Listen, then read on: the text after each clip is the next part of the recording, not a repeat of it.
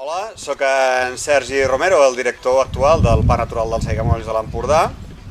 M'han demanat que us expliqui una mica quina va ser la meva experiència durant els camps de treball de temps enrere. Jo vaig començar com a biòleg aquí als Aiguamolls l'any 92 i com a tècnic ajudava als campaments a les tasques del dia a dia.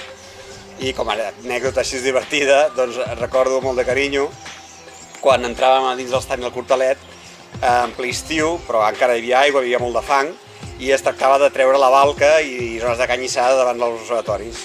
I quan acabàvem, ja us podeu imaginar, quan eren joves, amb gent jove, d'en fang fins a les celles.